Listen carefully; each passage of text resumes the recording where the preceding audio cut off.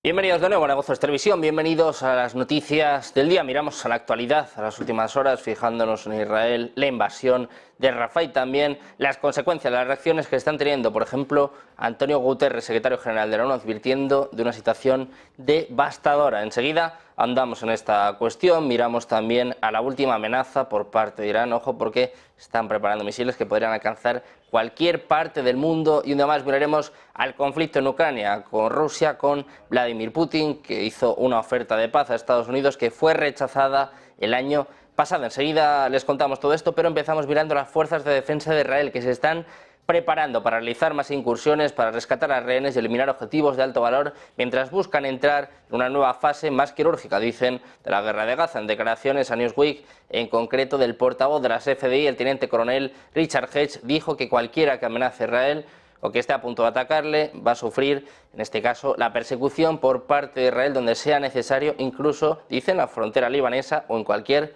lugar de Gaza.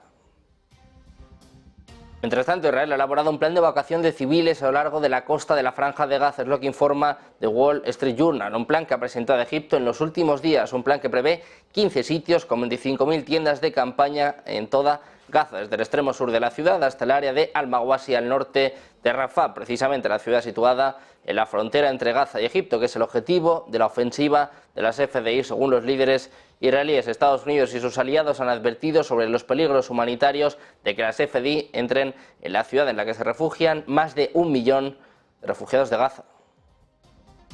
Está tomando ya medidas Sudáfrica. Su gobierno ha informado que ha apelado ante la Corte Internacional de Justicia de la ONU por la decisión de Israel de ampliar su operación militar en la ciudad de Rafah, al sur de la Franja de Gaza. En un comunicado apuntan a que el gobierno sudafricano ha presentado una solicitud urgente a la Corte Internacional de Justicia para que considere si la decisión anunciada por Israel de extender sus operaciones militares a Rafah, último refugio para los supervivientes en Gaza, requiere que la Corte haga uso de su poder para prevenir nuevas violaciones inminentes de los derechos de los palestinos en Gaza. Es lo que señala el comunicado publicado por la oficina presidencial en la red social X. También ha hablado el secretario general de Naciones Unidas, Antonio Guterres. Ha expresado este martes su profunda preocupación por el deterioro de las condiciones y la seguridad en la Franja de Gaza. Además, ha alertado de que un ataque total sobre Rafah tendría consecuencias devastadoras. Dice Guterres: tenemos restricciones impuestas por Israel que no mejoran y limitan la distribución de ayuda. Es lo que ha expresado el secretario general durante un encuentro con la prensa sobre la situación en Oriente Próximo. Además, ha explicado que en caso de que Israel lleve a cabo sobre Rafah el ataque total que tiene planeado, esto va a traer consecuencias devastadoras, ya que dice que en esta ciudad, situada en la frontera con Egipto, se encuentra el núcleo del sistema humanitario internacional. También hay reacción por parte de Rusia. Dice que las acciones de Washington están empujando al desastre no solo a Palestina e Israel, sino a todo Oriente Medio. Es lo que ha indicado el ministro de Exteriores de Rusia, Sergei Lavrov. El canciller ha denunciado que Estados Unidos pretende obstruir el alto el fuego en Gaza, vetándolo en el Consejo de Seguridad, así como excluyendo a Rusia de los esfuerzos internacionales para la paz. Dice Lavrov: es obvio que tenemos que encontrar una salida a esta realidad catastrófica que nos permita evitar una catástrofe, y son nuestros colegas estadounidenses quienes están empujando tanto a Palestina como a Israel y a todo Oriente Medio a una catástrofe. Mientras tanto, los jefes de la inteligencia americana e israelí se preparan para mantener conversaciones sobre el acuerdo de rehenes de Hamas. Se espera que los responsables de la CIA y el Mossad mantengan conversaciones con altos funcionarios egipcios y cataríes este mismo martes, en un intento de reactivar las negociaciones sobre un acuerdo para detener la guerra entre Israel y Hamas y asegurar la liberación de los rehenes retenidos en Gaza, según fuentes citadas por Financial Times. Unas negociaciones que se celebran en El Cairo y que se producen una semana después de que el propio Netanyahu rechazara las demandas de Hamas de un acuerdo porque lo consideraba delirante, y además prometió seguir presionando para lograr una victoria total en la guerra. Miramos ahora a Irán. Por primera vez el IRGC lanzó un misil de largo alcance desde un buque de guerra que, según afirman, les permite atacar cualquier objetivo en todo el mundo. El misil viajó a 750 kilómetros en un lanzamiento de prueba antes de alcanzar un objetivo en el desierto iraní. Irán afirmó este lunes que había lanzado con éxito un misil balístico de largo alcance desde un buque de guerra. Subrayaba la creciente beligerancia del régimen en medio de una crisis regional. Dice: en ningún lugar es seguro para aquellas potencias que buscan amenazar nuestra seguridad. Es lo que apuntaba el comandante del IRGC, Hossein Salami, en una amenaza apenas velada a Estados Unidos y a sus aliados. Sugería que los transatlánticos de Irán pueden ponerse dentro del alcance de cualquier objetivo.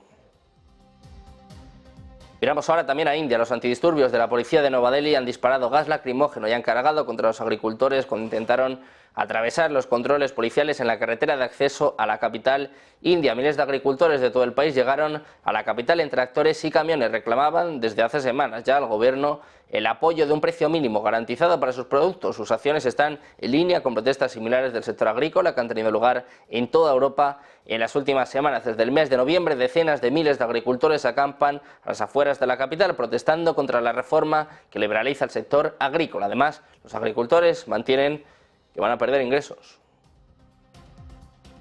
Miramos también a Bruselas, que propone a los 27 añadir una veintena de empresas a la lista de las sometidas a drásticas restricciones comerciales comunitarias por sus exportaciones a Rusia, apuntando ahora a firmas de China continental. Es lo que muestra un proyecto de texto consultado por AFP destinada a luchar contra la elusión de las sanciones occidentales contra Moscú. Esta recomendación de la Comisión Europea está siendo examinada ahora por los Estados miembros, cuya luz verde unánime es necesaria.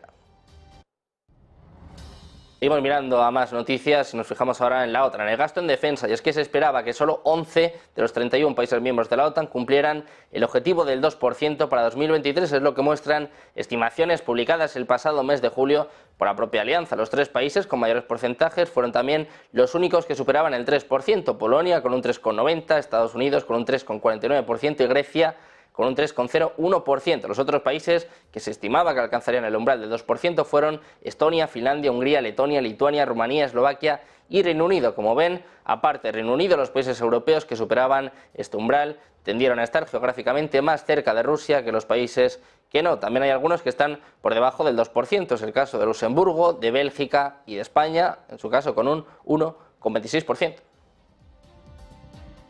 Miramos ahora a Estados Unidos. Al jefe de la mayoría en el Senado de Estados Unidos, el demócrata Chuck Schumer, ha avisado este martes a la Cámara Baja que tumbar el proyecto de ayuda militar a Ucrania sería un regalo para Vladimir Putin. Decía, si la derecha dura tumba esta ley sería un regalo para Putin. Es lo que apuntaba en una rueda de prensa después de que el Senado aprobara por la mañana, después de una larga jornada, el paquete de 95.300 millones de dólares en ayuda. Pero ojo, porque hay alguno que ha ido incluso más lejos. Han dicho, hoy el futuro del mundo está en duda, la fortaleza de Estados Unidos está en duda. Es lo que ha apuntado Mitch McConnell, precisamente uno de los que estuvo entre los 22 republicanos que han votado a favor del paquete de ayuda. Ha ido incluso más allá, ha dicho, el mundo se acabará si no financiamos a Ucrania.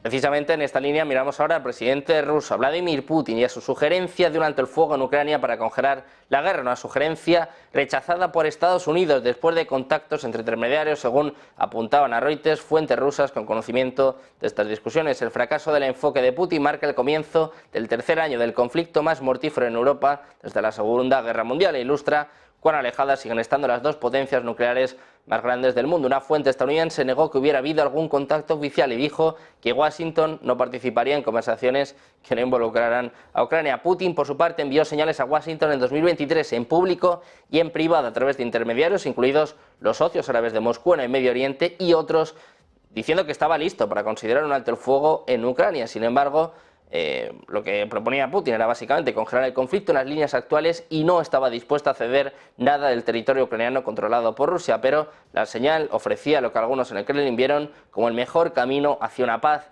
de algún tipo. Escuchaban precisamente hace unos minutos a senadores estadounidenses hablando del fin del mundo si no ayudan a Ucrania, pero Putin les tendió la mano, mostró una sugerencia de un alto el fuego, una propuesta de paz, y Estados Unidos dijo que no. Siguen también las advertencias, las alertas por parte de países europeos. Ahora es Estonia la que dice que Rusia se está preparando para una confrontación militar con Occidente en la próxima década y dice que podría ser disuadida por un contradesarrollo de fuerzas armadas, según apuntaba el Servicio de Inteligencia Exterior de Estonia. Un número creciente de funcionarios occidentales han advertido sobre una amenaza militar de Rusia a los países del flanco oriental de la OTAN y han pedido a Europa que se prepare rearmándose. El jefe del Servicio de Inteligencia de Estonia dijo que la evaluación se basaba en los planes rusos de duplicar el número de fuerzas estacionadas a lo largo de su frontera con Finlandia, miembros de la OTAN y los estados bálticos de Estonia, Lituania y Letonia. Precisamente miramos a Letonia, es que Rusia ha declarado en busca y captura en su territorio a la primera ministra de Estonia, Kaja Kallas, según se desprende de la base de datos del Ministerio del Interior justifica la emisión de esta orden contra un alto funcionario en activo de un país extranjero por actos hostiles. En concreto, Kallas es una de las voces más firmes en el seno de la Unión Europea y de la OTAN en favor del suministro de armamento a Ucrania y también del endurecimiento de las sanciones contra Rusia.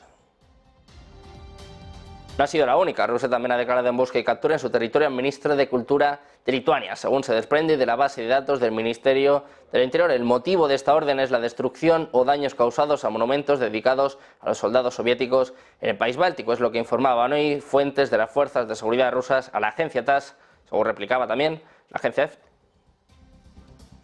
Seguimos mirando a Rusia. Es que el Kremlin ha explicado este martes la emisión de órdenes de busca y captura contra dirigentes bálticos, como les contábamos, la primera ministra de Estonia, entre ellos, acusándoles de hostilidad hacia Rusia debido a su visión de la historia de sus relaciones. Dicen literalmente, estas personas son responsables de decisiones que suponen un insulto de facto a la historia. Son personas que llevan a cabo acciones hostiles contra la memoria histórica y también contra nuestro país.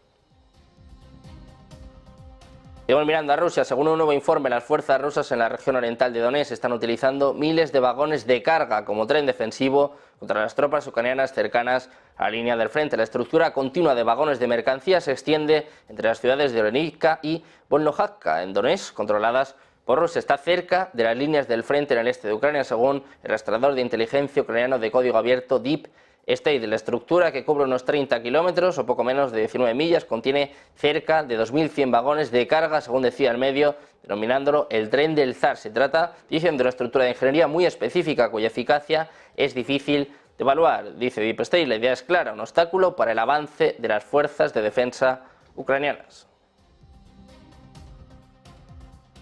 Por su parte, el Parlamento ruso ha dado el primer paso para suspender la participación de su país en la organización multilateral que vela por la paz en el viejo continente, la Organización para la Seguridad y la Cooperación en Europa. La Duma estatal, la Cámara Baja, ha concedido su plácet este martes, aunque la decisión final será formalizada de forma simultánea con el Consejo de la Federación, la Cámara Alta, el próximo 21 de febrero. Dicen, hoy declaramos por primera vez nuestra posición en público para que sea conocida en los parlamentos de los países de la OSCE. Moscú, eso sí, no abandona definitivamente el organismo, pero congela su participación por las críticas recibidas. Dicen, es hora de decir adiós a la Asamblea Parlamentaria de la OSCE. Es lo que ha subrayado el presidente de la Duma, Vyacheslav Volodin, a la vez que ha lamentado que Rusia financiara este organismo. Dice, bailan al son de Washington. La OSCE está tan politizada como el Consejo de Europa. Hablan de democracia, pero ellos mismos no siguen ningún procedimiento, regla o principio.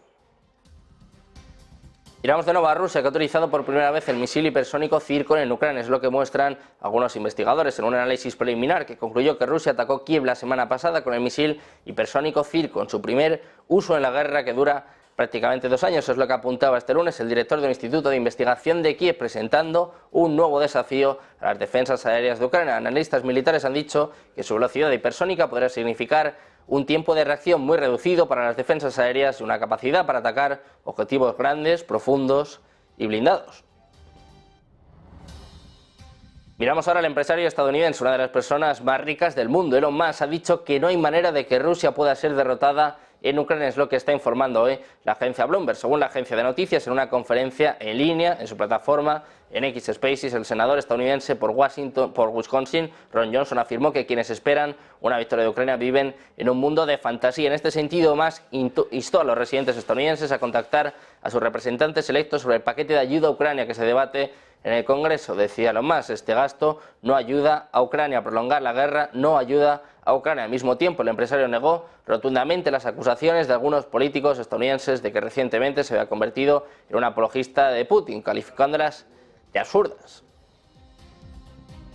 Miramos ahora a Venezuela, y es que el portavoz de la Seguridad Nacional de la Casa Blanca, John Kirby, ha asegurado este lunes que no hay indicios de una acción militar de Venezuela contra Guyana, ambas enfrascadas en una disputa por el Esequibo bajo control guyanés, y en un momento en el que las imágenes satelitales publicadas muestran solo un pequeño traslado de tropas a la frontera. Dice Kirby, hemos estado monitorizando esto de cerca. Nuestra evaluación es que cualquier movimiento militar que haya habido por parte de Venezuela ha sido de muy pequeña naturaleza, tamaño, escala y alcance. No vemos indicios, dice Kirby, de que vaya a haber hostilidades o de que el ejército venezolano sea capaz de llevar a cabo actividades militares significativas. Asimismo, he estado a Caracas y a Georgetown a resolver de forma pacífica sus diferencias sobre el Esequibo, una región cuya disputa se remonta hasta hace casi 2 siglos. Pendientes de más noticias, de más actualidad, de más análisis, hacemos una pausa, unos minutos y enseguida volvemos con toda la información, con la mejor programación en La Voz es Televisión.